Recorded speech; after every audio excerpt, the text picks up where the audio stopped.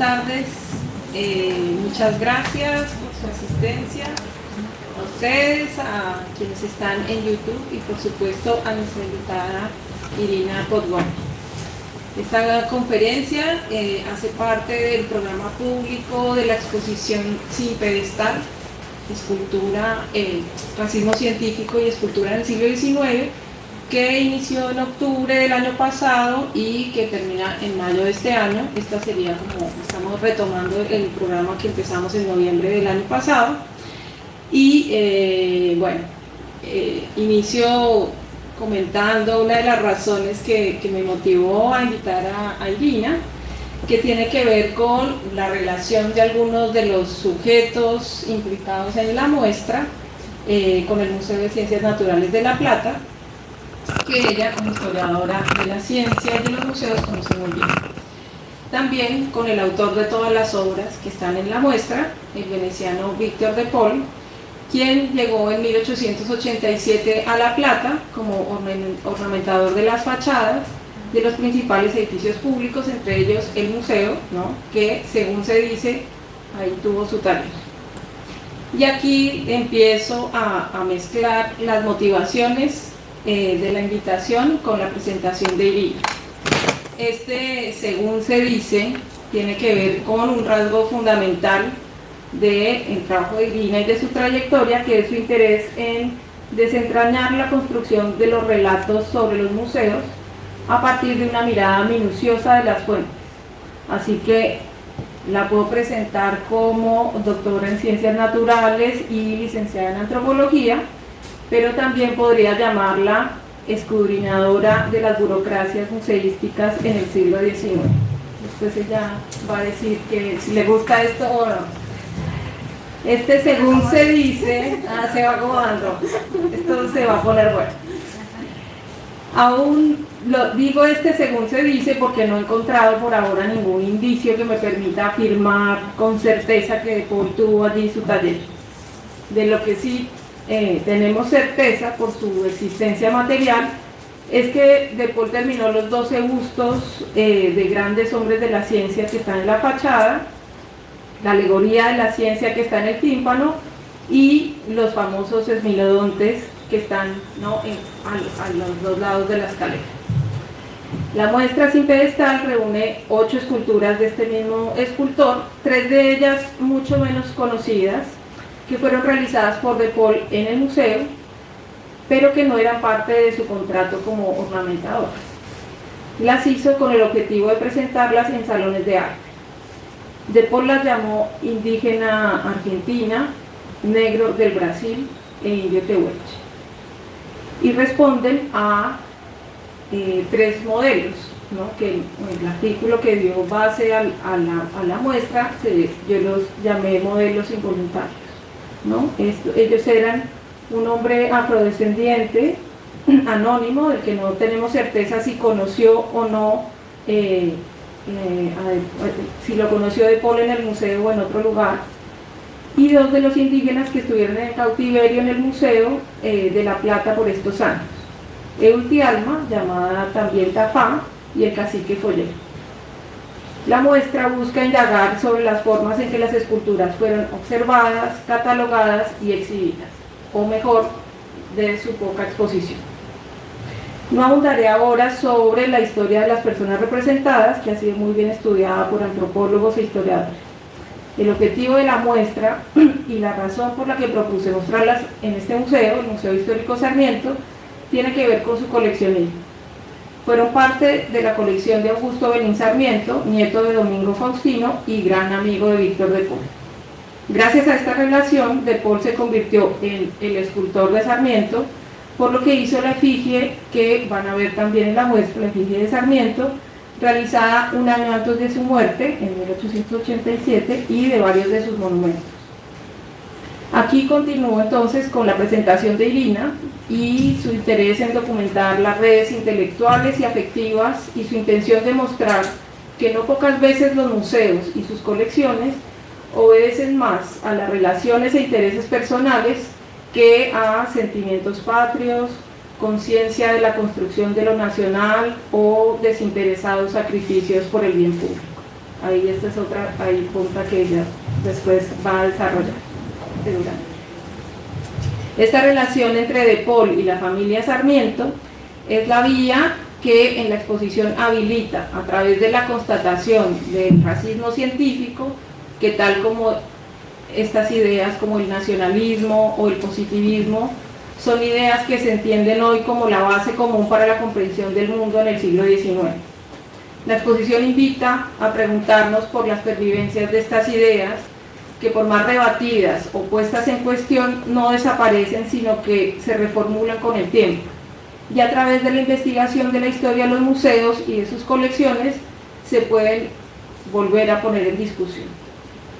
Finalizo esta presentación diciendo que Irina es investigadora principal del CONICET, que ha sido profesora invitada en universidades de muchas partes del mundo, que ustedes con una googleada rapidísima van a encontrar una extensa cantidad de estos detalles académicos. Tengo muchas millas.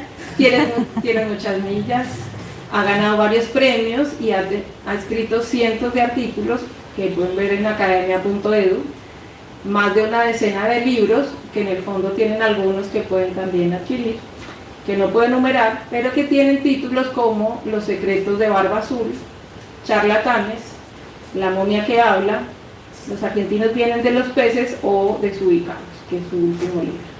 Esta es la pauta que les dejo para que ustedes busquen sus publicaciones, y con esto le doy la bienvenida a Irina a la conferencia que hoy nos presenta y que se titula Del Museo al Panteón. Muchísimas gracias, Carolina, por la invitación, la presentación, también a Virginia, a todo el equipo del Museo Sarmiento por esta invitación. Y yo estaba buscando en el celular, no estaba buscando mensajes, sino estaba buscando el nombre de la historiadora del arte que está trabajando precisamente sobre Víctor De Paul y los personajes de la ciencia que De Paul retrató. Si no tiene nada que ver con la charla, pero es una cosa interesante. Y ella ha descubierto que los nombres y las caras no coinciden.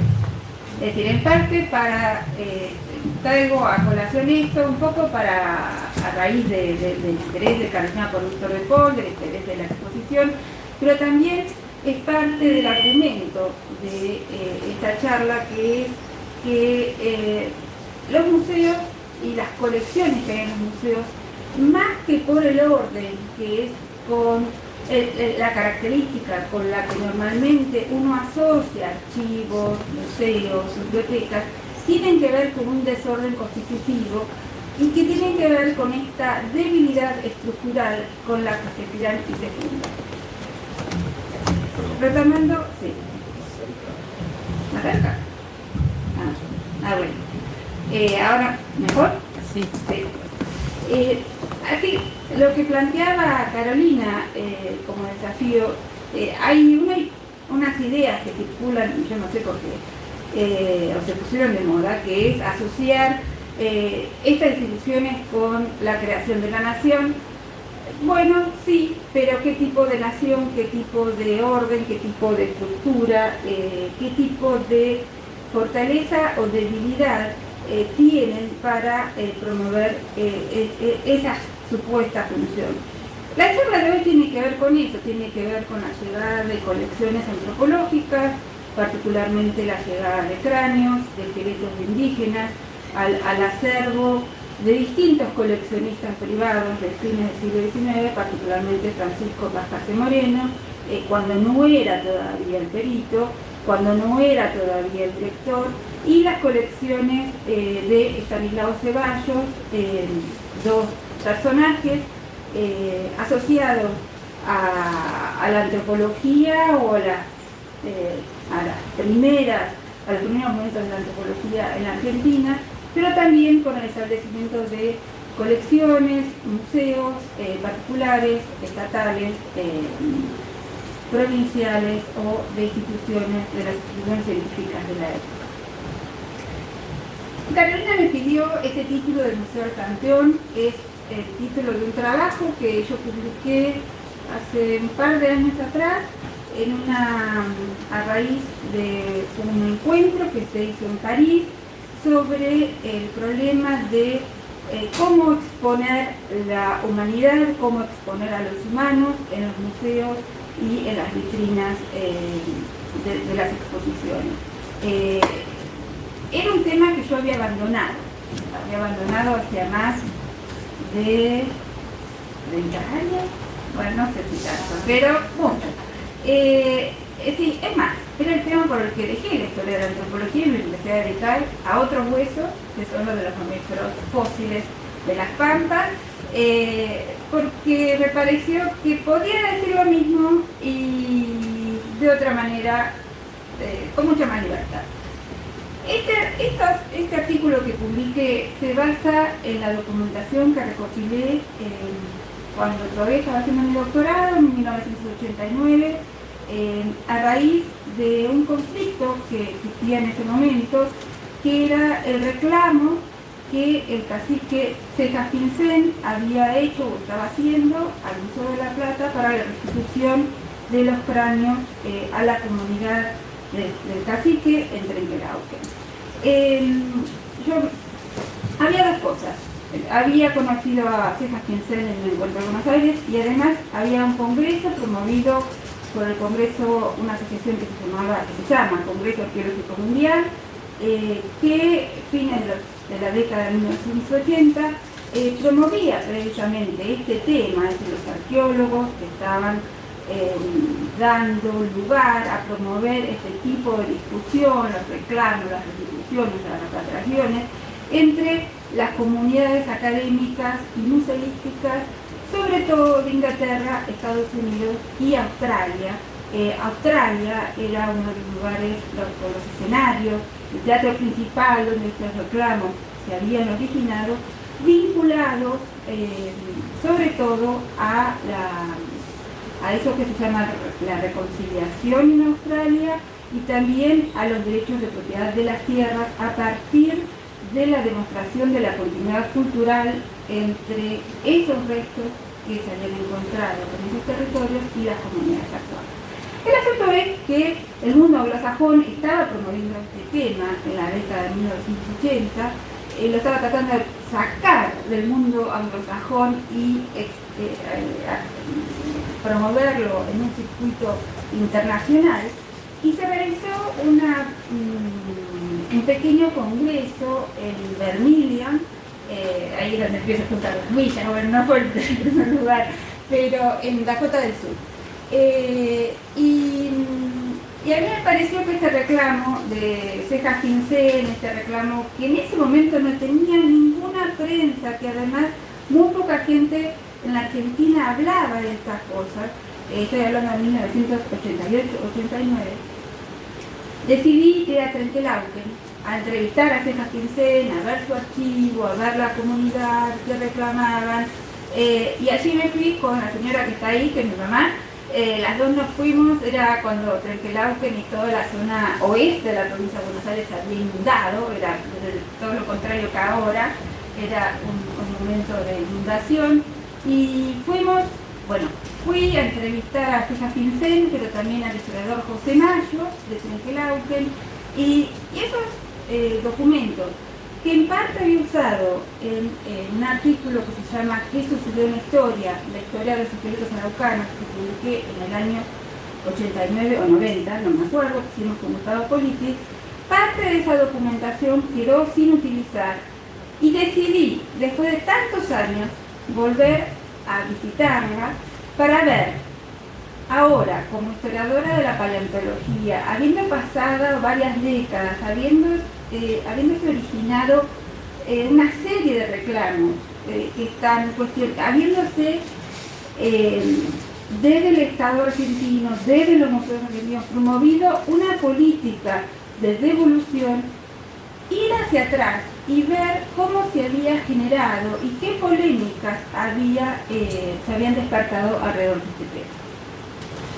Entonces retomé algunos de estos tópicos, pero básicamente lo que hice fue revisitar la documentación que tenía archivada desde entonces, y que probablemente sea, las fotocopias que guardo sean el único testimonio de eso, porque No sé qué pasó, Segastil se murió, José Mayo también. Entonces, son papeles que ellos tenían en sus archivos privados y yo fotocopié y sinceramente no sé qué ha pasado con los originales. Lo cierto es que, vamos a la primera. Esta historia se vincula con el Museo de la Plata, el Museo de la Plata establecido en la ciudad de La Plata en 1884 como museo general de la ciudad, no es un museo de ciencias naturales y nunca lo fue. Y cuando se funda como museo general, es el museo de la provincia de Buenos Aires, que se crea para reemplazar las colecciones que la provincia, ante la nacionalización de Buenos Aires, pero estamos en un contexto ideal para hablar de ese momento, ante la nacionalización de Buenos Aires, la provincia tiene que debatir con la capital qué colecciones de las que existían en la ciudad de Buenos Aires, que era la capital de la provincia, iban a la campaña, como se le decía respectivamente. Entonces la ciudad casi no existía.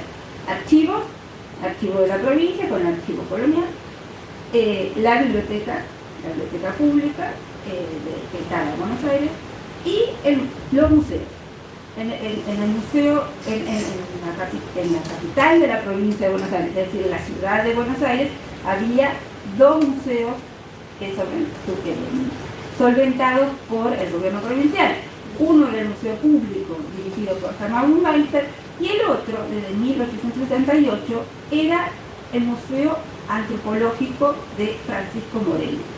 El Museo Antropológico de Francisco, es decir, y además había colecciones privadas, o de sociedades desde 1862, estaba la Sociedad Científica Argentina, que también tenía su museo, es decir, había gente que tenía colecciones semipúblicas y había colecciones también semipúblicas en instituciones tales como la Sociedad Científica Argentina. Entonces, este Museo de Moreno, que en realidad era una negociación entre Francisco Moreno y el ministro Quesada, el ministro de gobierno de la provincia de Buenos Aires, es un museo provincial donde Moreno aloja su colección privada, la colección que viene haciendo gracias al dinero de su papá, que le da dinero, es decir, que le permite vivir y salir a recorrer y disfrutar unas piedras, unos esqueletos, y además, gracias a la red de su padre, consigue que los amigos de la familia le envíen cosas de otros lados, y con eso, con ese soporte, sobre todo familiar, no estatal, pero gracias también a ese soporte familiar, la amistad con el ministro Quesada, logra que esa colección se instale en un lugar cuyo alquiler paga el gobierno de la provincia y cuyo sueldo también paga el sueldo de la provincia. Moreno, en uno de sus viajes, es declarado desertor. Va con una misión pseudo-oficial y en vez de ir para la derecha va para la izquierda, no hace o no cumple las instrucciones que el gobierno le encarga, es considerado desertor y el ministro de gobierno, es decir, lo mismo que lo consideran desertor, le dice, váyase a Europa, así se olvidan. Y ya que va a Europa, estudia algo de antropología en la Escuela de Antropología de París. Y Ernesto Quesada, el hijo de Vicente, dice, cumplió solamente con una parte, se fue a Europa. Pero estudiar no estudió nada. Se dedicó a hacer social. Es decir, esa es la necrológica de Ernesto Quesada, que está publicada en la revista del Museo de la Plata, por lo que muestra que en realidad esta figura tan emblemática, o que la derecha y los movimientos de derecha, a partir sobre todo de su muerte en 1919, van a considerar fundación de la ciencia argentina, es una figura que desde muy temprano sus contemporáneos lo consideran sobre todo un incumplidor. Es decir, un señor que hace promesas y no termina de cumplir con ninguna de ellas. Abandona una misión, bueno, ahora vamos a seguir con los otros cuentos de cómo sigue la historia de no cumplir con lo que se promete en un país como la Argentina, que tampoco cumple con las leyes que promulga. Entonces, Moreno se va a Europa, y en Europa estamos hablando de 1881, más o menos, se da cuenta que se está inaugurando en Londres el nuevo edificio del Museo de Historia Natural, en South Kensington, el edificio que todavía existe. En París, el jardín de Plantin está inaugurando nuevas galerías y empieza a darse cuenta que ese museo que él tiene en un piso alto del banco al lado de la Plaza de Mayo no le alcanza. Él quiere un museo monumental y que ese museo monumental tiene que estar en la capital de la nación. Es decir, no en cualquier otro lado, acá. Y empieza a negociar cuando vuelve. Efectivamente, cuando vuelve ya se habían olvidado que era un desertor. Es decir, Quesada en el sentido sí tenía razón. Han pasado solamente 2 años. Es decir, no es que pasó una década, no, pero pasaron 2 años ya. Se olvidó. ¿Por qué? Cambiaron el ministro, cambió quien le había dado la orden. Se olvidó. Es decir, y eso también demuestra que los archivos y los expedientes burocráticos tampoco la gente recuerda, es decir, que quedan como letra muerta escrito en un papel y ahí se olvidó. Entonces, Moreno empieza a negociar. Volvemos a sus amigos ya propios, porque Moreno ha logrado hacerse un nombre como un joven estudioso. Y él logra que se alía con Florentino Meguino, que estaba todavía en París, y ambos, sobre todo Moreno, el que tiene la iniciativa, empiezan a idear este gran museo monumental, que Moreno logra que se aprueben las cámaras, y se aprueba no porque la nación necesita un museo, sino porque el joven Moreno bien se lo merece. Y hay una ley que se va a promover el Museo del Joven Moreno, que es un museo nacional de arqueología y antropología. Pero en esas cosas que tiene nuestro país, diría, porque creo que en eso sí hay continuidades, y puedo llamar a ese país el nuestro, la ley no se cumple, y Burmeister, que dirigía el Museo Público, que era provincial, logra convencer que hay que nacionalizar el Museo Público, que empieza a ser Museo Nacional a partir de 1884, y estoy hablando del museo alojado en la Manzana de las Luces, a 2 cuadras de Plaza de Mayo, 100 metros, 200 metros, en un lugar central. Un edificio vetusto que ya está, que ya no sirve, que Burmeister mantiene casi para uso exclusivo de él, pero se nacionaliza eso y ese sueño de Ameguino y de Moreno de echar al viejo, es decir, Burmeister, a la campaña, queda en la nada. Queda en la nada, y Moreno, que en ese sentido es rápido, a diferencia de Ameguino, que pobre siempre salía con gente que cae el gobierno, cae el presidente, cae Moreno, cae uno, se acomoda con otro, porque vienen de situaciones familiares que le da diferentes, que le da mucha más flexibilidad para hacer un negocio con uno, negocio con el de al lado, porque capaz amigo de todo, porque es vaquero, y eso nos da muchas amistades. Entonces, Moreno le vende el proyecto del museo al gobierno de la provincia de Buenos Aires, que se va a instalar en La Plata. Y aprovechando que se va a instalar en La Plata y que hay dinero para construir grandes edificios monumentales en La Plata, ¿qué necesita La Plata? Que todavía no existe, un gran monumento. ¿Qué es eso? Es decir, un gran museo monumental, un gran museo monumento, que hay que llenar. Que hay que llenar porque las colecciones que Moreno tenía en su casa primero y en el Museo Antropológico después eran muy impresionantes. Moreno, Sarmiento, cuando la visita y sube los escalones para llegar a la planta alta, dice: me siento en la Divina Comedia de Dante, porque todos estos ojos que me contemplan parece que estoy en una escena del infierno de Dante Alighieri. Es decir, debe haber sido muy impresionante, pero también muy concentrado en un espacio reducido como era el que tenía Moreno ahí, y que no tenía nada que ver en escala con ese edificio que se estaba construyendo, y para el que no siempre había apoyo del gobierno de la provincia de Buenos Aires. Es decir, Moreno tiene que salir a negociar y a redefinir permanentemente para qué sirve un museo, porque los gobernadores que se van reemplazando no saben para qué están gastando plata en eso. Es decir, ¿para qué puede servir eso? Y entonces Moreno dice, bueno, para el museo y el equipo del museo sirve para hacer cursos artesianos. Podemos colaborar a hacer el censo nacional. Es decir, pero son todas... Es decir, esto no es una característica de la Argentina, quiero aclarar. Es decir, si uno ve la historia del Museo Historia Natural de París, pasa lo mismo, e incluso hay un artículo que se llama Adaptarse o morir, que hablan de que los museos, en vez de tener una función que viene de arriba para abajo, tiene que ver con que son los directores los que están tratando de convencer a los diferentes gobiernos, a los diferentes políticos que tienen que garantizar el presupuesto, para qué sirve ese museo que se solventa con fondos. Entonces, en esas colecciones hay cierta desesperación por llenar el museo y por armar la sala, donde esto aparece en una carta que Moreno le manda a Meguinos: junte piezas grandes, porque va a venir de visita a D'Amico, que es el gobernador de la provincia de Buenos Aires, y necesitamos que abra la boca, se sorprende para que abra el bolsillo.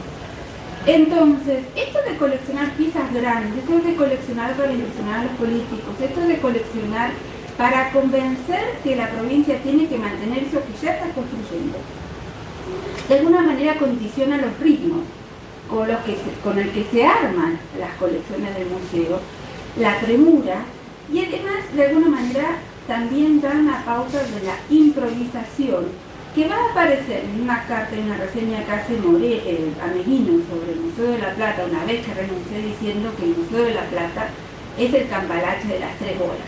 El Cambalache es una casa de empeño que existe en Buenos Aires, y dice: a tal mamífero fósil le van a poner uno puede encontrar ahí una cola de un animal con la cabeza de otro, la cabeza de un toba con el cuerpo de un araucano.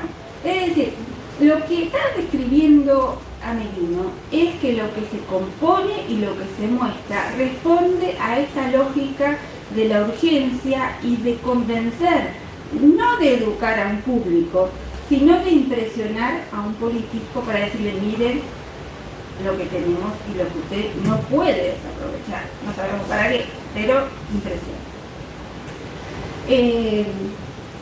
¿Me pasas la otra?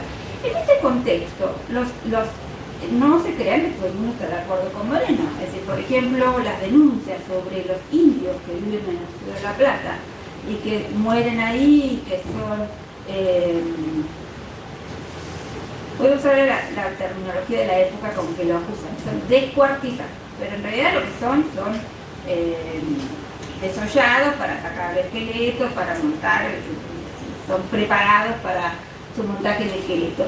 Pero esas denuncias que aparecen en los diarios después de 1887, donde el museo está solamente en parte inaugurado, porque esa es otra de las cosas que pasa. El museo se inaugura en distintos gobiernos y cada gobernador se adjudica la inauguración del museo. Y lo que pasa es que el museo se va terminando por partes porque la plata no está toda para ser terminada. Entonces, esas denuncias también tienen que leerse, no solo como denuncia, como si la denuncia fuera, es decir, no digo que no pasara eso, pero es parte de la campaña contra Moreno. Es parte es un diario. Ustedes saben que la prensa en aquella época es una prensa facciosa que responde a determinados grupos políticos de influencia, y según quién es el dueño o quién escribe en determinado periódico, va a hacer campaña no solo por un político, sino por quién quiere que sea director de ese museo.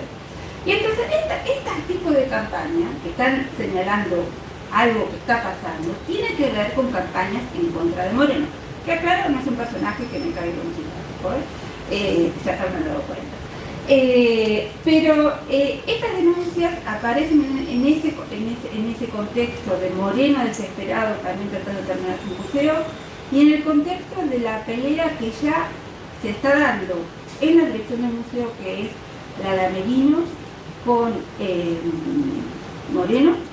Moreno en ese momento está Ameguino está de vicedirector, es decir, Ameguino está de vicedirector del Museo de La Plata. La próxima, por favor.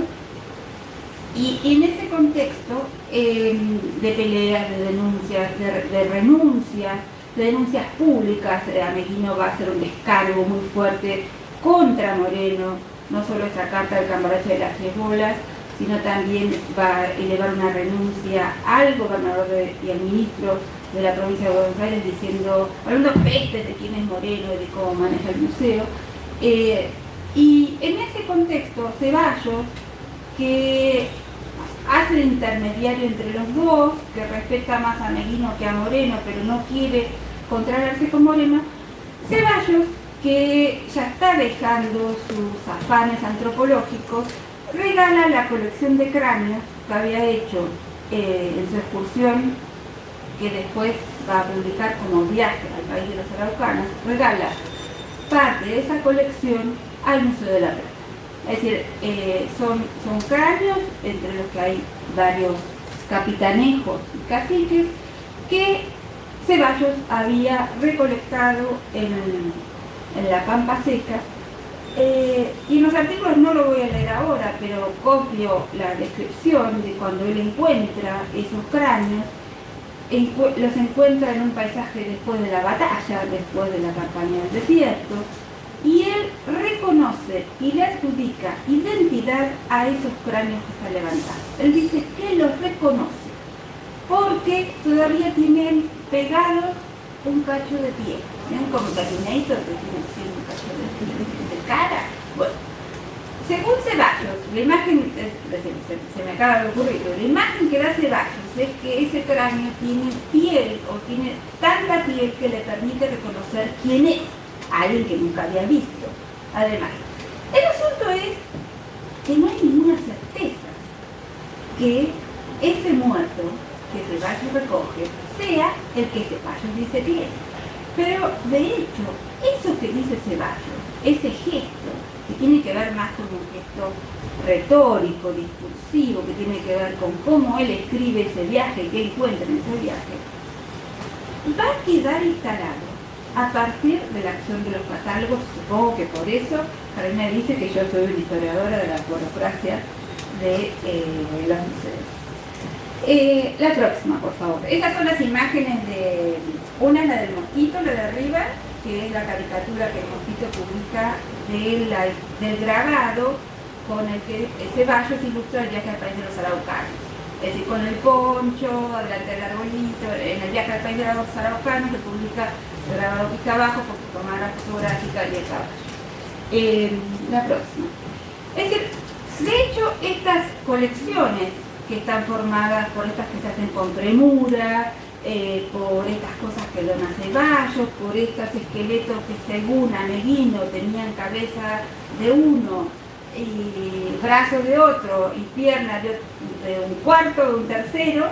Esto conforma estas salas muy impresionantes, que son las salas de antropología del Museo de la Plata alrededor de 1890, y que van a estar más o menos tal cual hasta entrado el siglo XX. La cuestión es que estas colecciones, como casi gran parte de las colecciones que ingresan al museo, entran y no son catalogadas. No son catalogadas ¿por qué? Porque hacer un catálogo necesita alguien que haga el catálogo. Y alguien que haga el catálogo significa un salario y una dedicación para que lo haga. Entonces, si la premura es llenar las salas,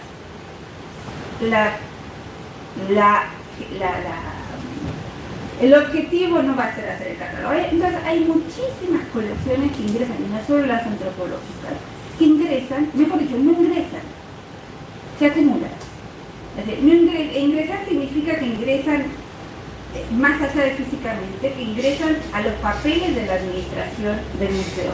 Esas colecciones no ingresan. Entonces, cuando yo digo y leo que hay mucha gente que dice que el objetivo de estos museos es inventariar la nación. Ajá, ¿y por qué no se hace el inventario ni siquiera del museo? Es decir, ¿cómo se puede inventariar la nación si no hay quien haga el inventario de lo que ingresa al museo? Entonces, digamos, es un deseo que se expresa más que una realidad de cómo funciona el museo.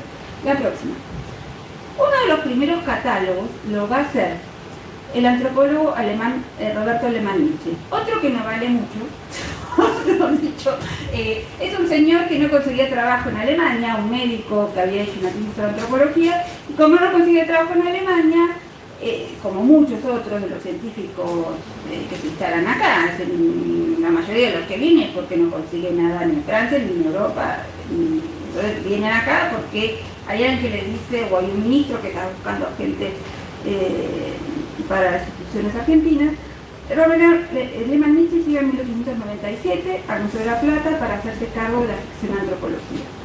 Y en 1910 publica su primer catálogo, es decir, el primer ordenamiento, el primer catálogo que sale a la luz es este catálogo de Lehmann-Nietzsche. Y en este catálogo de Lehmann-Nietzsche, los cráneos que había donado Ceballos aparecen listados asociados a un grupo étnico y entre paréntesis y con cierta duda, un signo de interrogación, están los nombres que Ceballos le había dado.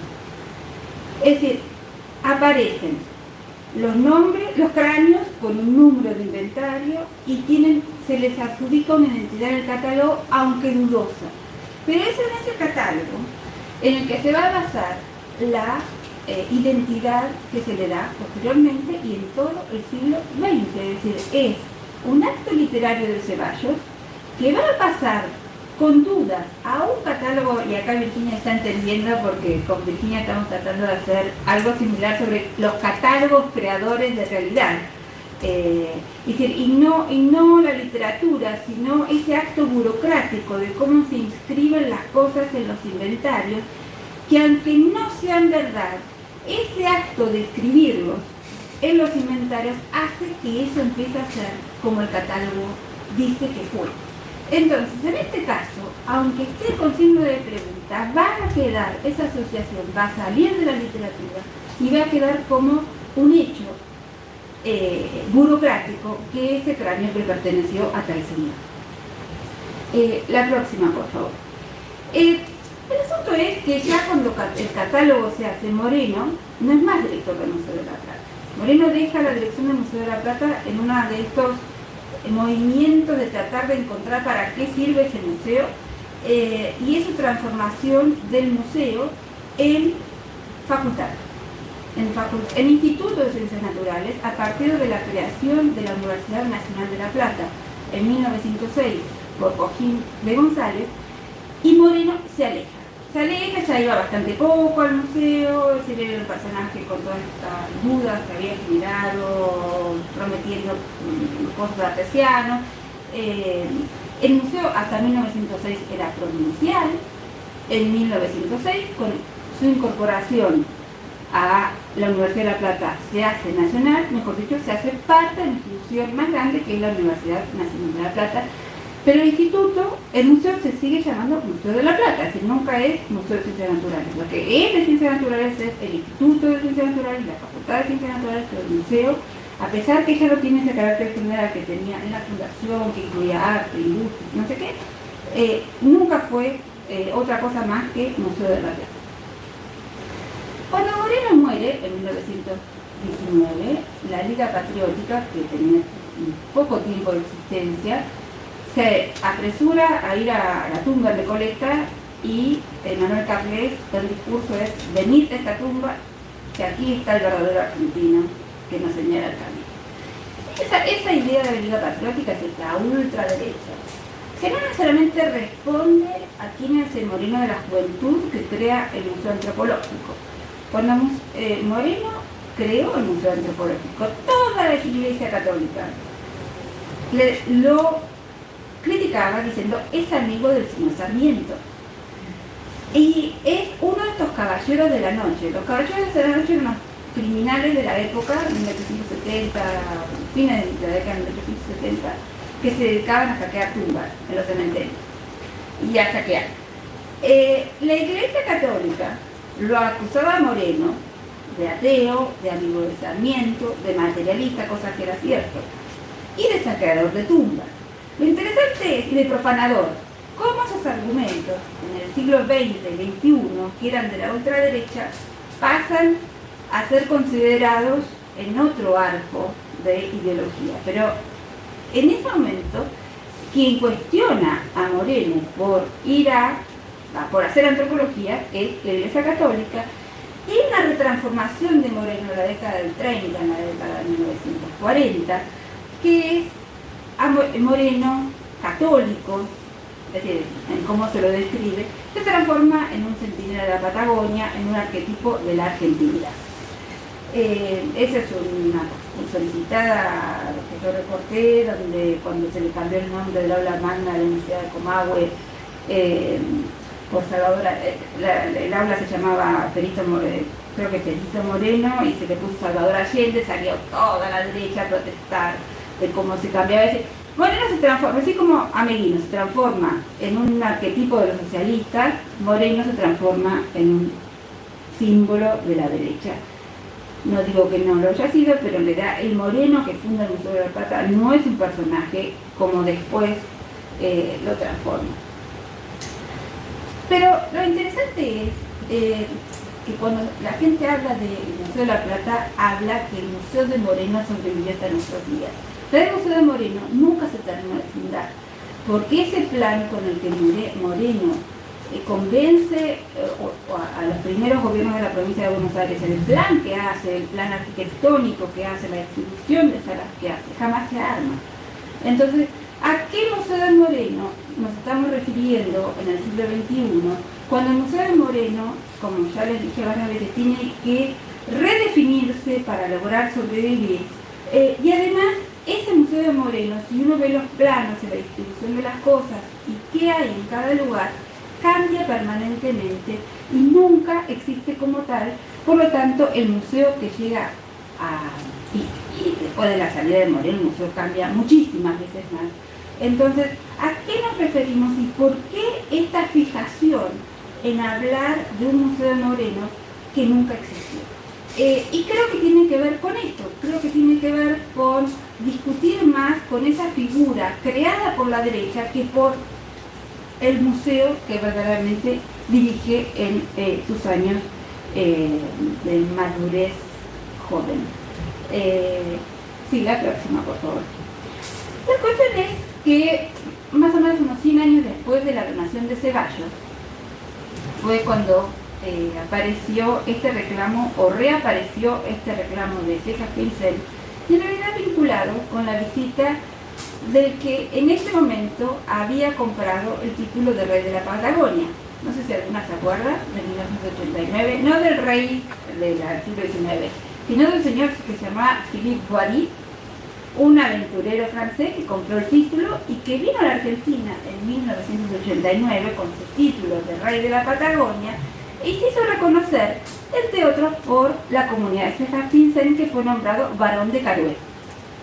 El Barón de Carouet, es decir, Cejas Pincel, y Philippe Boiry empezaron a protestar frente al Museo de la Plata, como es decir, el Barón de Carouet, es decir, uno de los nobles del rey de la Patagonia, señor Boiry, empezaron a reclamar al Museo de la Plata la devolución de los cráneos y de los restos esqueletarios que el museo guardaba. ¿Y por qué? ¿Y qué querían hacer? Querían hacer un panteón mapuche para celebrar a estos antepasados que habían luchado por la patria mapuche. Entonces, era un contexto bastante conflictivo, porque así como Cejas Pincel había recibido de muy buen grado no solamente a Philippe Boiry, sino el título de Barón de Carouet, parte de la comunidad sentía que eso era un sinsentido, es decir, que venía un aventurero con un título comprado de un reino que era algo dudoso, y él se plegaba a esto, y estas son las fotos del diario de Trenkelauken de la familia de Cejas Pincel, el señor Philippe Boiry, haciendo acto de amistad. La próxima, por favor. Esto además despertó los celos, las rivalidades entre distintos personajes de Trenkelauken. Porque este reclamo que hacía Philippe Boiry, que aparecía en la prensa, y los reclamos que se hacían en la provincia de Buenos Aires, en la capital de la provincia de Buenos Aires, resulta que eran de vieja data. y que no era un invento ni de Cejas Pincel ni de Philippe Boiry, sino que tenían que ver con la relación que este historiador, el farmacéutico de Trenquelauquen, o uno de los farmacéuticos de Trenquelauquen, el historiador de Trenquelauquen, que se llamaba José Mayo, José Mayo era amigo de Alberto R. González, el arqueólogo argentino, quizás algunos de ustedes pueden ser un arqueólogo que fue central en la estructuración de la arqueología argentina en la segunda mitad del siglo XX. El asunto que José Mayo visitaba asiduamente la ciudad de La Plata, porque además lo ayudaba a R. González y a otros arqueólogos a hacer fotografía aérea, era un aviador aficionado y desde su avioneta hacía tomas aéreas de la Pampa y colaboraba con los arqueólogos. El asunto es que en una de esas visitas al Museo de La Plata descubre los cráneos de los caciques con su nombre, Guerenal, fulanito, sultanito, que eran los nombres que se habían puesto a partir de esa catalogación. Y dice, ¿qué es esto acá? Bueno, los usamos para las clases de antropología. A mí me tocó medir los cráneos, cuando yo estudié antropología, a mí me tocó medir los cráneos en las clases de antropología biológica para practicar las mediciones del uso del compás antropométrico. Pero ¿cómo esto tendría que estar, tendría que tener un momento? Empieza a decir el señor Mayo. Estamos hablando de la década de 1960. Y le pide a R. González que le mande un detalle de los cráneos que se guardan en el Museo de La Plata. Esta es la carta que guardaba José Mayo, yo tengo la fotocopia, firmada por R. González, donde González le transcribe el catálogo de Alemán Nietzsche, pero saca el signo de pregunta. Es decir, el signo de pregunta ya no está más, y el cráneo ya es de la persona que el catálogo ponía, pero con duda. Entonces, a partir de ese momento, y en sucesivos gobiernos, estamos hablando fines de la década de los 60, el gobierno de Juan Domingo y de Isabel Perón, los reclamos se recrudecen en un clima donde la ultraderecha además está instalada en el universo cultural argentino y en la administración de la cultura argentina de esos años, y se empieza a pensar en un panteón mapuche. Una iniciativa de José Mayo, una persona influyente en Trenquelauquen, que negocia ¿con quién?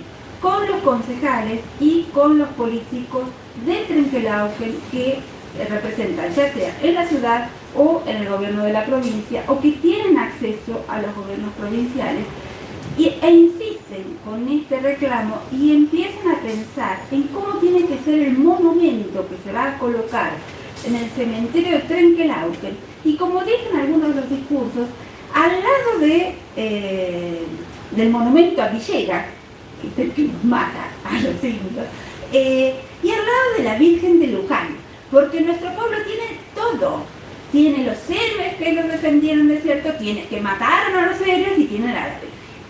Entonces todo ese discurso se empieza a desarrollar, empieza a estar ahí latente, nadie le presta demasiada atención, salvo esos personajes de la ciudad de Trenquelauquen, conectados más o menos con el gobierno provincial, en los distintos gobiernos, gobierno de Isabel Perón, gobierno de la dictadura militar. Cuando se está cumpliendo el centenario de la conquista del desierto, no sé si hay tanta gente que vivió eso, a mí me tocó un cuarto año de la escuela, 1979, centenario de la campaña del desierto, ellos están promoviendo también la erección del Panteón Mapuche, con todo este discurso. Por favor, la próxima. Y la oportunidad. Y lo que decían además es que en realidad los mapuches no tenían una arquitectura en la cual poder basar la arquitectura del futuro panteón. Entonces lo que proponían es tomar las grecas de los ponchos mapuches, guarapanos, porque bueno, las cosas se mezclan, y hacer las hornacinas donde van a ir los cráneos, repitiendo o imitando la forma de la greca del poncho. El asunto es que la oportunidad se presenta cuando uno de los de las personas que están a cargo de la cultura de la provincia de Buenos Aires, le sugiere a José Mayo que la cosa puede prosperar si en el contexto de la nueva ley indígena que fomenta de la Rúa cuando era legislador, no cuando era presidente, estamos hablando de la década de 1980, regreso a la democracia. Entonces es cuando se sanciona la ley indígena promovida por de la Rúa. Que en ese contexto, que en el contexto de toda esta movida que genera también los movimientos internacionales indigenistas y el nunca más se pida y se reclame los cráneos, ya no usando o apelando al argumento de los héroes de la Pampa, sino del derecho de todo ser humano de dar sepultura a sus antepasados. Entonces le dicen, y este tipo de argumento en este momento va a ser escuchado. Estamos hablando de la década de 1980, estamos hablando del momento también del juicio a las juntas y del nunca más. Entonces, pero el personaje que promueve todo esto sigue siendo el mismo, sigue siendo el señor José Mayo, que quiere la greca, que quiere el panteón, que quiere el panteón en el cementerio al lado del monumento a Villegas. Lo que pasa es que lo que están tratando de buscar es con qué argumento logran ese objetivo, que es que los cráneos se instalen en el cementerio de Trenquelauquen. La próxima, por favor. El asunto es que José Mayo se muere, no se muere en ese momento, pero es decir, no logran llevar los cráneos ni hacer ese panteón mapuche. Las restituciones empiezan bastante después. Esto lo que voy a referir es una restitución de 2001 en la provincia de La Pampa, y habla también de otra cosa, porque había dos proyectos posibles como monumento para hacer el panteón. Una era esta greca, es decir, el proyecto lo vimos ahí, que lo hizo la arquitecta de la municipalidad de Trenquelauquen, y la otra posibilidad era una pirámide. Una pirámide que significaba los 4 lados del universo indígena. El asunto es que cuando se restituyen estos caciques en el 2001, la próxima, por favor. Bueno, dejemos eso. Miren la foto de la escultura que se hace, que tiene hornacinas donde se colocan, ahí no van los cráneos, pero son pequeñas figuras de indígenas. La próxima. Este es el acto, a mí lo que más me impresionó. Fuimos con el tango 0 algo, era uno chiquito, no era grande. ¿Qué comienzo era? ¿Lo de algo? Sí, fue antes de diciembre. En el invierno de 2001. Fuimos con el avión presidencial, con uno de los chiquitos, y entonces el palco que estaba ahí, que no tengo las fotos de eso, pero decía gobernador, obispo, jefe de policía, indios. Entonces cada uno tenía su lugar, era la entrega de los cráneos del Museo de la Plata, y se colocaban, por favor la próxima, en la pirámide. En la pirámide que era de madera, que también los 4 lados de la cosmología mapuche, es decir, los mapuches con la bandera argentina. Y esto demuestra que si bien estas ideas de Trenquelauquen no lograron hacerse en Trenquelauquen, de alguna manera se fueron instalando. Es decir, yo no puedo explicar cómo, pero la pirámide e incluso las hornacinas de la greca, si no es la greca, pero esa idea de hacer huecos donde meter imágenes, llegaron y se instalaron 12 años después en otro lugar, pero siempre con esa idea que tanto el museo como el panteón o como la pirámide o el monumento tienen que ver con la cultura de patrimonialización que se fomenta en Francia. Entonces, por eso esta idea del museo al panteón, es decir, sacar la institución como un museo para llevar a otra institución totalmente decimonónica, como es el panteón, que es un invento de los franceses del siglo XIX.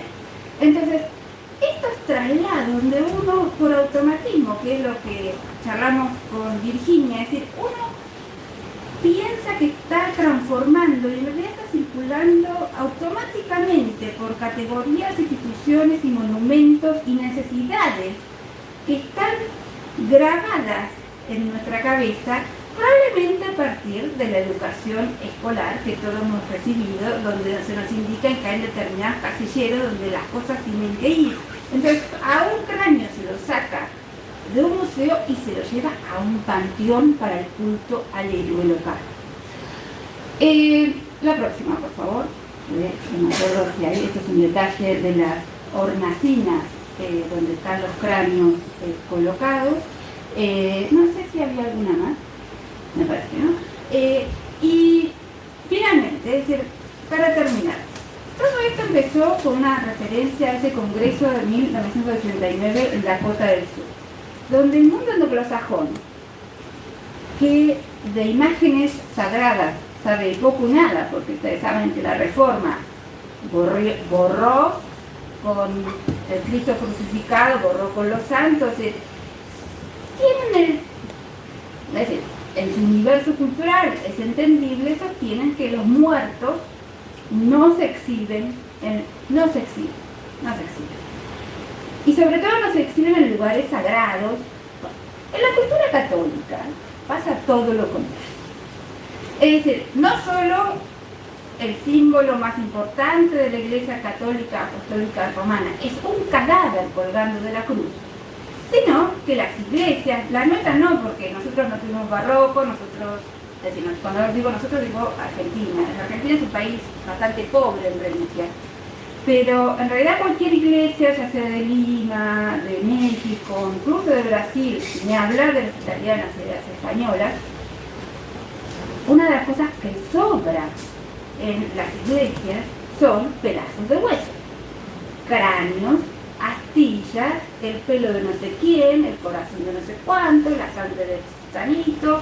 Es decir, todo ese mundo sagrado católico, que malo bien es el de nuestra cultura, es la de exhibición del cuerpo sagrado o no sagrado, porque la mayoría de las reliquias son un cacho de chancho puesto a reliquia.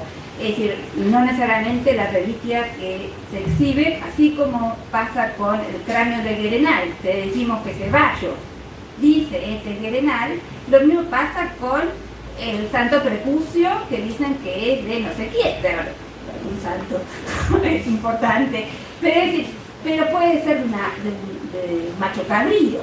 Es decir, el asunto es que a eso se lo carga y se le da una identidad a esa reliquia, y esa reliquia se exhibe, se muestra, y es parte del poder de la Iglesia exhibir, que no por nada además la Iglesia, las iglesias europeas, para un historiador del coleccionismo del principio del siglo XX, dice: la Iglesia es el primer panóptico y el primer museo. ¿Por qué? Porque no solo tiene todos estos huesos, sino que tiene cocodrilos, distintos objetos naturales y artificiales. Entonces, lo interesante es cómo estos automatismos que ingresan por ciertas vías nos hacen repetir cosas que en realidad son ajenas a nuestro mundo cultural. Y no estoy defendiendo el mundo de las reliquias ni del catolicismo, pero en realidad decir y repetir, como en el mundo anglosajón, que en el espacio sagrado, es decir, o que las cosas sagradas y los cuerpos sagrados no se exhiben, eso es un pensamiento de la Reforma, pero no de la contrarreforma que nos dio origen. Muchísimas gracias.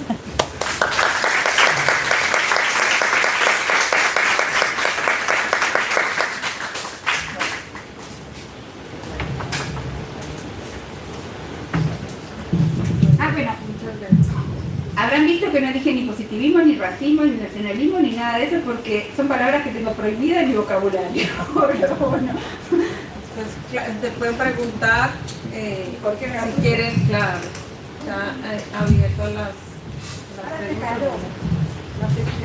Bueno, muchas gracias, Silvina, por la conferencia, por supuesto por esta síntesis de esto que habías escrito hace unos años y que creo que hace parte de este reto, ¿no? de tratar de traer al presente y ver como esas capas que van transformando los conceptos y también como diferentes puntos de vista sobre un mismo problema, que creo que ha sido también la motivación de la exposición, ¿no? Como de no mostrar, de presentarse en contexto, pero al mismo tiempo ver que esas miradas cambian con el tiempo y digamos que era el objetivo, así que te agradezco por mostrarnos tu punto de vista. Obviamente dejo abiertas las preguntas, si quieren hacerlas, si no, bueno, yo arranco con una que me quedó ahí como un poco hacia el final de tu argumentación sobre la circulación y sobre los sentidos, digamos, de esto, porque me parece polémico, por supuesto, esto que tú estás planteando sobre la idea del sentido que pudieron tener, fueran verdaderos o no, que por supuesto es incomprobable, los restos de los indígenas del Museo de la Plata que pasaran, ¿no? Digamos que no estaría contemplada en esta idea que tú planteas sobre la circulación, la idea simbólica de la restitución, ¿no? O sea, que vuelvan al lugar de donde proceden y que haya un culto que tiene que ver, que no es un culto del monumento, sino sería más de la memoria de los pueblos, más un culto funerario, ¿no? O sea, no sé si ahí yo me perdí un poco en esa argumentación, porque no tiene que ver solo con el patrimonio, que es una arista del asunto, sino bueno, con la cuestión de la... Sí, yo no trabajo en estos temas y no he hecho un seguimiento de cuánta gente va a rendir el culto y qué tipo de culto se va a rendir a esos planos. Sinceramente no lo sé y creo que esa es la pregunta. Es decir, hay un culto funerario, hay un sentimiento de rendir culto a gente que murió hace 100 años. Yo te digo la verdad, yo vengo de una familia que no visita cementerios. Es decir, para mí es algo incomprensible el culto funerario. Es decir, la culpa la tiene la señora. Pero nunca pisó el cementerio y nunca me llevó al cementerio. Es decir, es algo que no forma parte de mi universo familiar. Entonces, pero no digo que haya que prohibirlo ni haya que mandar a Siberia o a la Patagonia a la gente que hace culto funerario. Pero el culto funerario, si lo vamos a pensar, el culto funerario como se lo conoce hoy en día, es un invento también francés del siglo XIX que tiene que ver con la industria funeraria que se desarrolla en Francia. Yo, para no tratar de todos estos temas, ya les dije, me dediqué a los mamíferos fósiles, pero también me dediqué a otros temas, que es el embalsamamiento en el siglo XIX y el desarrollo de la industria funeraria en el siglo XIX, precisamente porque me interesaba esta frase de la no exhibición del cadáver.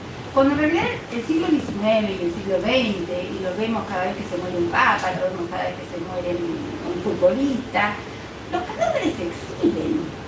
Es decir, yo no sé dónde sale esa idea que los cadáveres se exhiben. El cadáver de Lincoln circuló por todo Estados Unidos ligado a una empresa, a dos empresas.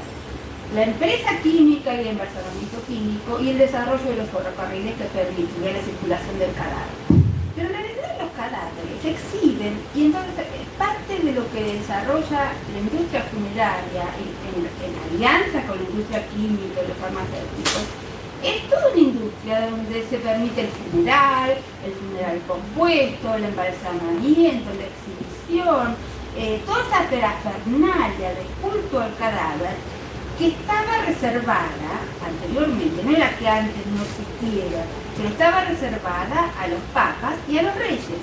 ¿Qué se hace en el XIX? Embalsamamiento para todos.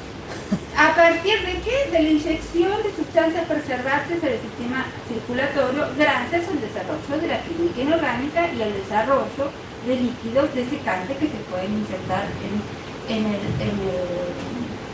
tejido humano. Entonces, cuando hablamos de culto funerario, también nos estamos refiriendo a una invención y a esto de preservar la gente que se decía, los muertos que se caían en el mar, los muertos que se caían en batalla, eran muertos perdidos para la familia. En la guerra de secesión norteamericana, que gracias al embalsamamiento químico y a los trenes, permite que los embalsamadores sigan al frente y le manden el cadáver de regreso a la familia. Entonces esto de tener el cuerpo al que celebrar y enterrar es un invento de la industria funeraria, del desarrollo de la industria química del siglo XIX. Entonces, a mí lo que me interesa es que en vez de naturalizar los ritos, historiemos los ritos y cuándo aparecen y cuándo se consolidan como algo humano o natural. Y eso es lo que cuestiono. Es decir, no estoy cuestionando a las comunidades, no estoy cuestionando, sino, es decir, a mí lo que me parece que tenemos que hacer es no naturalizar las cosas. No decir esto es humano o esto es un derecho porque es natural. Nada de lo que hacemos hoy es natural. Nada, nada. Ni nosotros, ni las comunidades indígenas, ni nadie, porque somos humanos y cada momento que dejamos atrás ya es pasado y se vuelve a montar con una capa y se combina. Entonces, no es decir, lo que yo trato de hacer, y lo que he tratado de hacer en todo mi trabajo sobre el embalsamamiento del siglo XIX, exhibición de cadáveres en el siglo XIX, que no son solamente indígenas. Hay una sociedad en Francia que es la sociedad de la autopsia mutua, donde los científicos, para fomentar y para sacarle la idea que solamente los cadáveres de los pobres tienen que ser estudiados, se donan a sí mismos para ser estudiados. ¿Por qué? Porque la gente, como es creyente, tiene esa cosa de, ay, ¿cómo van a tocar el cadáver? ¿Por qué? Porque la iglesia dice que el cadáver tiene que estar listo para cuando Dios nos convoca al juicio final. Entonces, ¿por qué hay que traer el cadáver? Porque cuando Dios nos convoque, nos tenemos que levantar de la tumba, el alma se junta con el cuerpo y se nos presentamos a Dios. Entonces, ¿quién no quiere que se crea el cadáver? La Iglesia Católica. Pero entonces, los científicos del siglo XIX dicen, esto es una tontería. Esto es una tontería por cadena. Como bien dice Quevedo, el viento todo lo desparrama.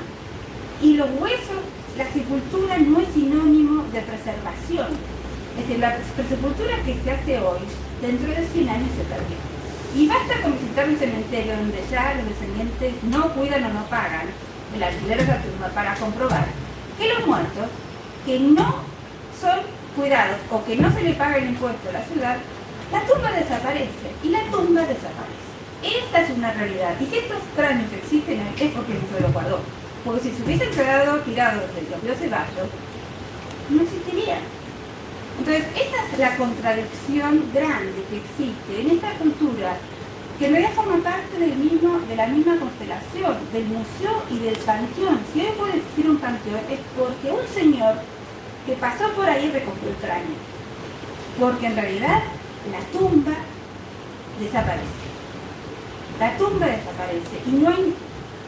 Es decir, saben muy bien que las tumbas que tienen miles de años se dice, bueno, se la adjudica Sutanito.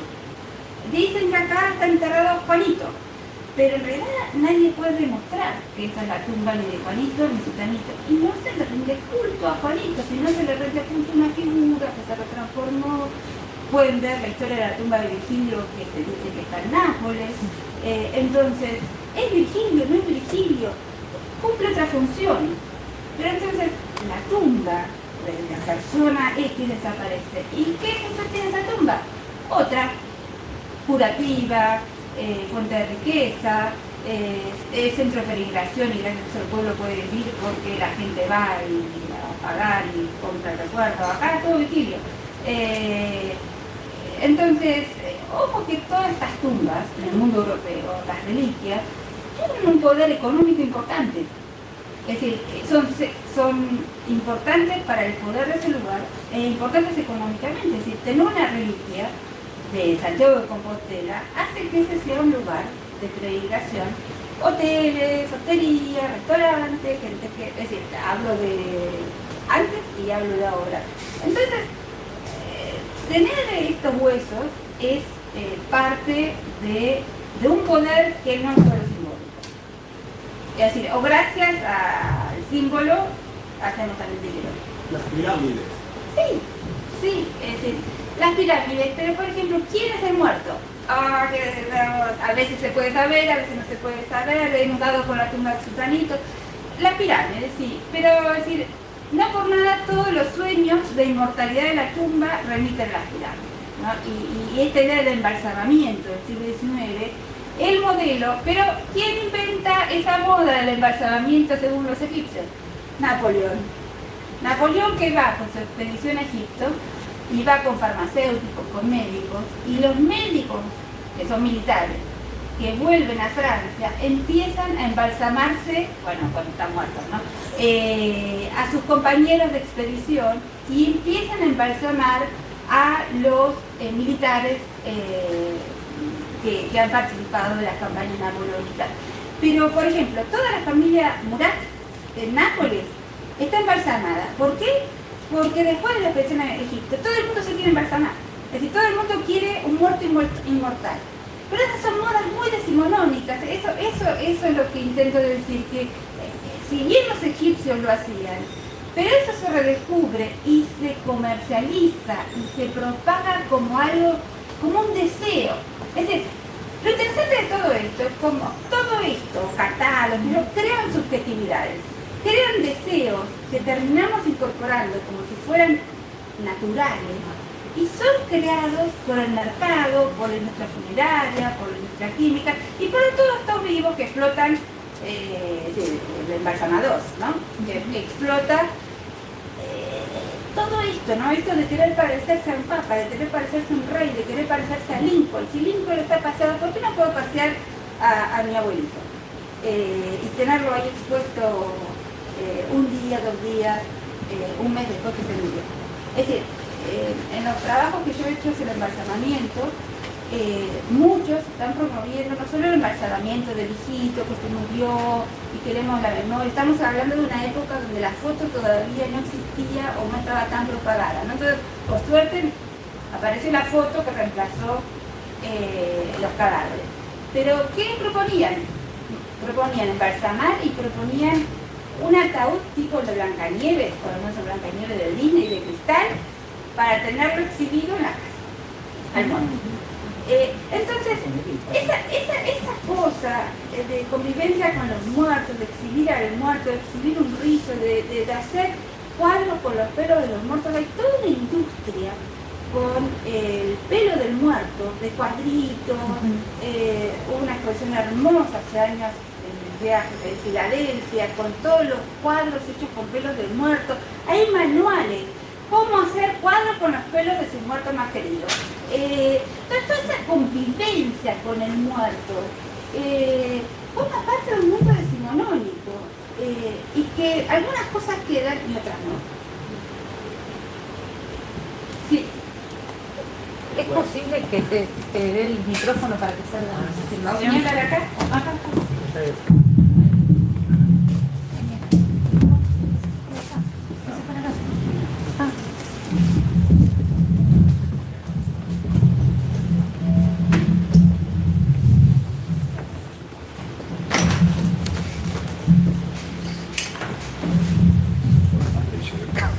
Gracias. Dejarlo puesto.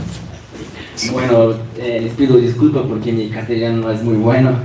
Hay acá en la exposición, si no estoy equivocado, de Víctor de Paul, una cabeza que se llamó primero negro brasileño de Brasil y después negro de Cuba, no, si no estoy equivocado. Y me llamó la atención la conexión entre eso. Hay una arbitrariedad en la manera de nombrar el personaje, aunque muchas de estas esculturas se llaman solamente, por ejemplo, cabeza de negro o cosas así. Y me llamó la atención la conexión de eso con los nombres que se atribuyeron a los cráneos, que Zeballos dio en un momento de reflexión literaria y todo eso, pero después se consagraron los catálogos. Entonces, bueno, es como una contradicción. Por un lado, hay una arbitrariedad y por otro, un deseo de nombrar, de individuar, aunque sin respeto ninguno a la realidad, a quienes de hecho fueron esas personas. Entonces, es curioso cómo es una manera de sacar la humanidad también de esas personas.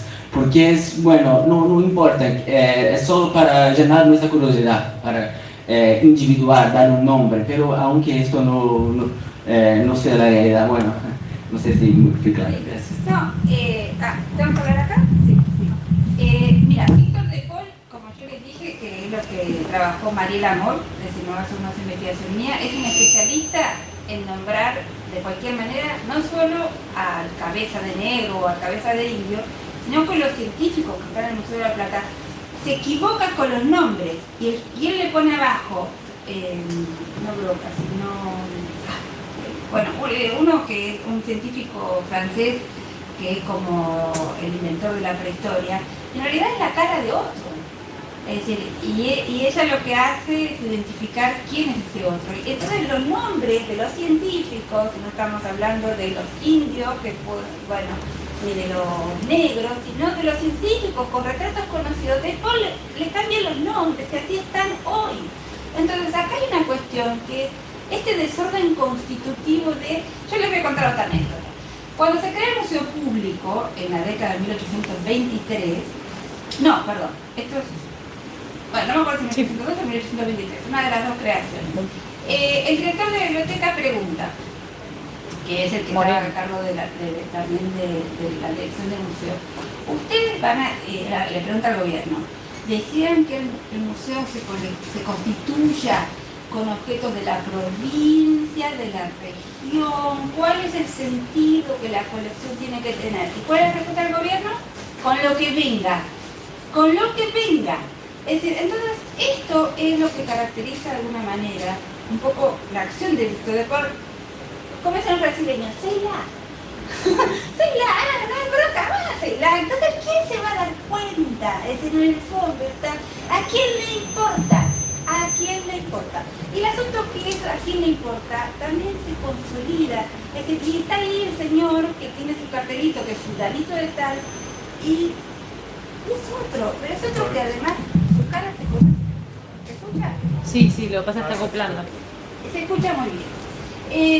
Entonces, eso es una cosa. Pero por otro lado hay algo muy importante en lo que tiene que ver, que es la antropología, que es para qué se están haciendo estas colecciones. En realidad, la excepción es que esos cráneos tengan nombre. Es decir, la antropología se constituye a partir del estudio de series, donde no importa quién era el muerto. Es decir, no importa si era Juan Díaz, que era mi bisabuelo, o Guirenay. Lo que importa es que tiene que ser representativo de una población. Entonces, la identidad es casi un error que esté marcada en esos cráneos, porque lo que importa en las colecciones antropológicas del siglo XIX es constituir series, lo que importa es la cantidad, no de quiénes son, y poder identificar en esa cantidad rasgos que en determinados grupos sean compatibles o no.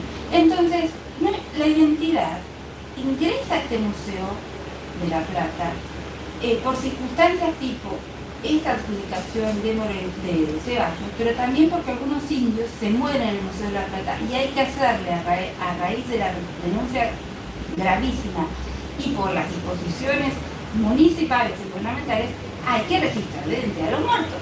Es decir, hay que hacerle un acta de defunción. Pero en realidad, las colecciones antropológicas se constituyen con individuos que no tienen nombre y apellido. Es decir, no son muertos con nombre y apellido. ¿Por qué? Porque lo que importa es la variación estadística de ese grupo de serranos y no quiénes son. Es decir, la identidad debería haberse perdido. ¿Puedes acercarte así salen en el vivo, por favor? Perdón. Escuchaba con atención esto último que acabas de decir, y que ahí hay un orden. ¿no? Hay un orden constitutivo, no un desorden constitutivo. Es decir, la institución, en el caso vinculado a la antropología, el orden de las, o sea, la serie y la búsqueda de la tipología es precisamente la búsqueda de un orden, no la del desorden. Entiendo sí, que... está bien, pero no es otra cosa que se logre o no se logre, pero lo que sí, pero efectivamente la disciplina, porque no es una institución, es una disciplina, es una ciencia, lo que le interesa es la variabilidad humana. Y no importa si te llamas Juancito o si te llamas Isabel. Es decir, no importa. Es decir, ¿y por qué debería importar? No, es que no importa, pero digo que ahí hay un orden, un orden que es institucional, es teórico, es epistemológico y mueve a la institución. Es la conformación de series que, como bien vos comentaste, pueden ser ficticias. Lo importante es que se constituyan como series y que constituyan tipos.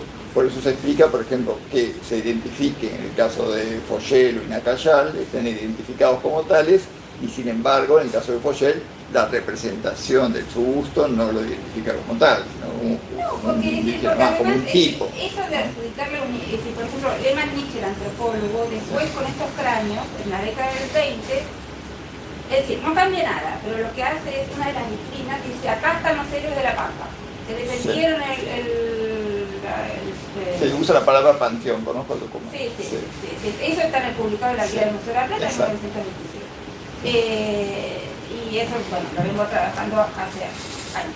Entonces, el asunto es de esta necesidad del culto de la identidad del individuo y el culto de la personalidad. Súper francés, súper europeo, es decir, glorificar al individuo. No está en las colecciones.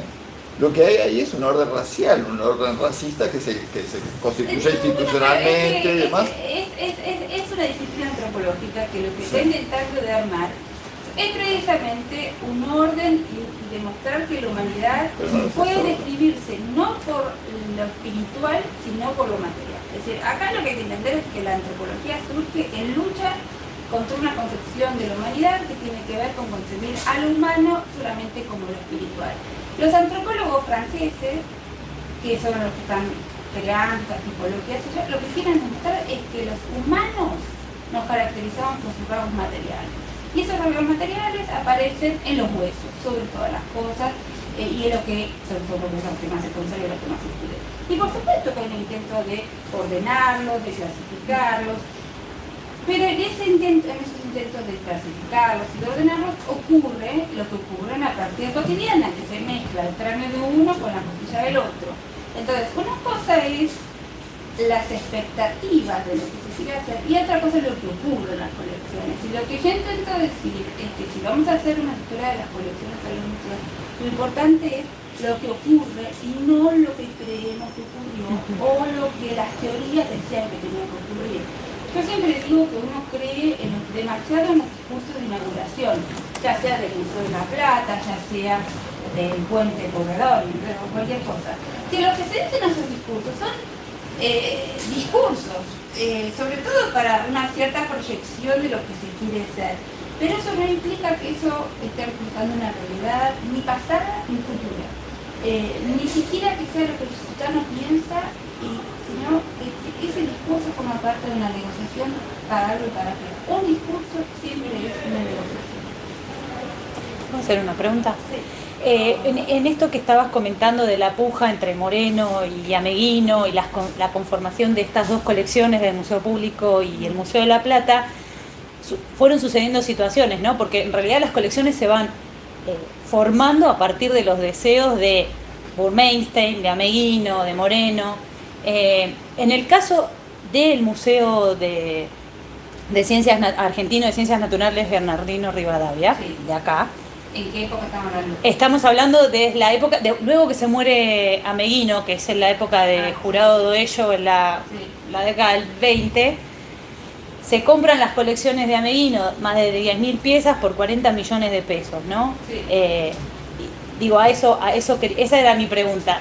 Las colecciones de Burmeister también se venden al Estado, o Burmeister vende, en vida vende sus colecciones al museo que dirigía, se compran las colecciones de Ameguino, entonces esas colecciones, lejos de ser una estructuración orgánica, ¿no? con con un discurso tiene que ver específicamente con deseos de particulares que después forman parte de una colección.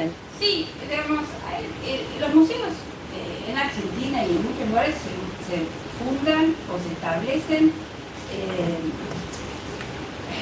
en muchos casos por donaciones, en muchos casos por ventas y sobre todo las cosas por oportunidades que se dan, ya sea porque alguien donó, porque lo puso a la venta. Bueno, Burmeister tenía casa, ¿no? Hacían casa ellos en su... Sí, pero entonces, cuando yo estoy hablando de estos desórdenes, tienen que ver con que hay cierta idea que el museo va a ordenar, pero hay una cierta idea que esta idea con lo que venga también implica que las cosas se van dando como se dan. ¿Por qué? Porque no hay un presupuesto para comprar. Es decir, no hay un presupuesto de adquisiciones, no hay un comité de adquisiciones que decida, bueno, este año vamos a comprar criptodontes.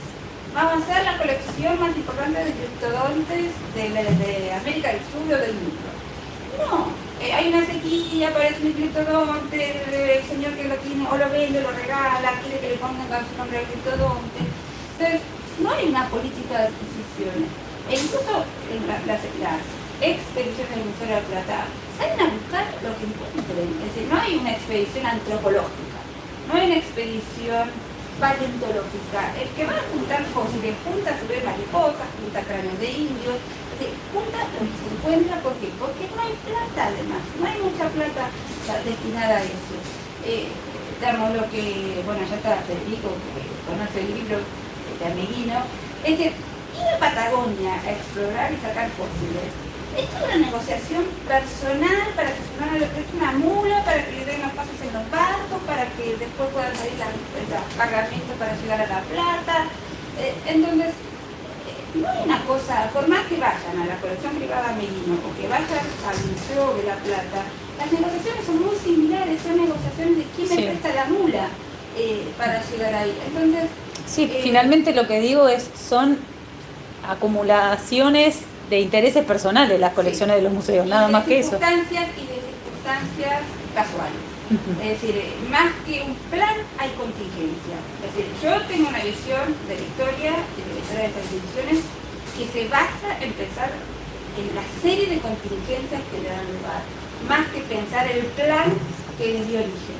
Es decir, hay berretines, hay contingencias, hay encuentros y hay desencuentros. Y hay gente que tampoco es muy buena haciendo todo esto, es decir, no estamos tampoco, nuestros padres fundadores tampoco, que wow. Yo quería hacer una aclaración y también pues como sumar un poco a esta pregunta que hacías, Rafael, sobre la cuestión del origen o del nombrar, que en la exposición es muy importante, que tú notaste muy claramente, que tiene que ver con otra cuestión, además de la antropológica, que yo la mencionaba al comienzo, que tiene que ver con el género. O sea, para Víctor de Paul hay una diferencia entre hacer la ornamentación de la fachada, o sea, él tiene un comitente que le dice, necesito 12 bustos de tales características y necesito esto, no sé qué, y por eso yo decía, las piezas que están en la exposición no fueron parte de ese contrato, y de hecho esas piezas nunca fueron exhibidas ni fueron contratadas por el museo, ni fueron exhibidas nunca en un museo de ciencias. Él las hizo por su propio interés, porque no aparecen nunca. Después, siguiendo las entrevistas que le hicieron a él dice, bueno, estas son obras de mi inspiración, ¿no? Entonces yo decía, bueno, pero ¿por qué estando en ese contexto aparece como esa diferenciación que él mismo hace? De hecho, nunca las vendió, no las coleccionó nadie, sino que él las exhibió en exposiciones en Europa, exposiciones de arte, ni siquiera exposiciones universales, que también tenían como esta cuestión un poco de otro orden y que tenía como esa parte antropológica. Entonces lo que yo veía era que él estaba armando, o sea, tenía en su cabeza una idea más como artista, ¿no?, de la escultura del tema étnico que estaba de moda en los salones de París, ¿no? Y ahí es donde él dice, bueno, yo voy a mostrar que pasé por América Latina, ¿no?, y vi. Entonces ese hombre negro, él decide nombrarlo como hombre del Brasil, por eso, y a la mujer, que era la que estaba en el Museo de la Plata, le pone indígena de la Argentina. Entonces así él, en un contexto europeo, podía mostrar eso, en un contexto artístico. De hecho se ganó premios, la crítica de arte en Argentina valora mucho, sobre todo la escultura de esa mujer, ¿no? Le hacen muchas copias, y entonces Augusto Belín, que es como un promotor de Víctor de Paul, dice, no, bueno, esta es una de las esculturas más importantes que él ha hecho, y se gana con la estatuilla de Follet, que la presenta en el Salón del Ateneo en 1896, se gana el primer premio, ¿sí? Él la presenta como Tehuelche. A él no le importa nombrar. Lo que hace la exposición, o sea, lo que yo quería hacer, mostrando esa cuestión de mostrar varios títulos, tiene que ver con esto que estamos hablando, que es, y que les interesa y están comentando ahora, que es cómo se nombra, quién nombra, ¿sí? ¿Y para qué? Entonces, él nombra primero para sus exposiciones europeas, en donde eso funciona. Ahí hacer una lectura de otro orden, cuando las está haciendo para un ámbito artístico, no tiene mucho sentido, ¿sí? A él no le importa si Tafá era fueguina, si estaba ahí, si murió justo ese mismo año, todas las cuestiones que sabemos por Lehmann Nietzsche, a Víctor de Paul no le importan.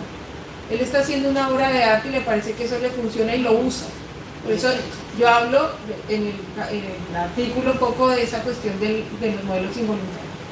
Y en esto que tú decías, que aparecen otros títulos, tiene que ver con esas capas. Entonces, cuando este hombre afrodescendiente lo coleccionan, lo dona a la familia al Museo de la Plata, que está exhibido, ellos le ponen un nombre. No se lo puso Víctor de Paul. La hija, cuando lo dona, dice, ¿La hija de quién? de Víctor de Paul. Gloria de Paul lo dona y le dice, esta obra se llama Negro Cubano. Entonces ahí es donde yo empiezo a decir, ok, cuando yo busqué esas obras acá en el museo, estaban catalogadas como esa misma obra que estamos haciendo la serie, ¿no? Negro del Brasil, Negro Cubano, la donación. Y luego, cuando está el bronce acá coleccionado en el Museo Sarmiento, se llama Indígena del Amazonas, ¿sí? El mismo personaje, ¿no? Entonces, yo quería llamar la atención sobre esa cuestión de que el que está catalogando está poniendo sus intereses, su conocimiento, ¿no?, en nombrar eso que está viendo, sin saber cómo le puso Víctor de Paul, no le importa, ¿sí? Entonces, hacia allá es que iba, y un poco esa era yo lo mencionaba al comienzo, porque eso es lo que sucede y que me interesa ver, porque al mismo tiempo, digamos, un poco el planteo tiene que ver con la idea del racismo científico también, y con traer al presente esas preguntas, que era, ¿por qué en el momento en que alguien que cataloga ve la cabeza de un hombre negro, jamás le pondría hombre argentino, negro argentino? Le pone de Brasil o de Cuba, pero de acá no. Entonces, esa excusa me servía para traer un poco, esa era mi intención, traer preocupaciones que se arrastran en esas diferentes capas a una discusión contemporánea sobre por qué esas obras se llaman así, o por qué se han llamado de esa manera. Mira, bueno, es esta cosa también del catálogo, y los catálogos que van creando realidades y van reinventando los errores, ¿no? Y en el fondo, a lo mejor era, qué sé yo, no era nada de lo que dice ser, pero cómo el catálogo consolida estas cosas Y el asunto es que como historiadores lo que tenemos que hacer es precisamente encontrar el momento. Hay un caso muy interesante que es el reclamo, bueno, para cerrar, pero que tiene que ver con esto, el reclamo de un brigante el Museo de Turín, el Museo Lombroso en Italia, en el norte de Italia. Y el sur reclama con un argumento, el norte lo sacó al brigante, que era un luchador por la independencia del sur.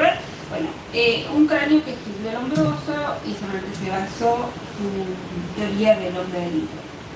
Y hay todo un reclamo de los neoborbónicos, del sur, por esa definición. Y hay un trabajo de un antropólogo que en realidad que ese cráneo que trabajó Lombroso sea el sutano que están reclamando en el sur, en realidad es un error también creado por cómo Lombroso describe ese cráneo que trabaja y cómo la palabra de Lombroso y la transformación de ese cráneo en el cráneo del sutano con identidad es producto de cómo Lombroso registra ese cráneo. Pero hay todo un problema, es decir, porque todos estos problemas de catalogación y de adjudicar nombre, en el fondo crean polémica hoy. Es decir, en Turín, si entran al Museo Lombroso y todas las polémicas y buscan neoborbónico, van a ver que todo eso y está basado en una identificación que en realidad es una creación de Lombroso. Porque no hay ninguna garantía que ese cráneo sea el que Lombroso dice que fue. Entonces, el asunto es, volvemos a Quevedo, la tumba y el tiempo desparrama. Entonces es muy difícil saber, salvo que esos huesos hayan quedado sellados a cal y canto, es muy difícil demostrar, identificar que eso haya pertenecido a la gente que después alguien le dice que fue sutano con un gato.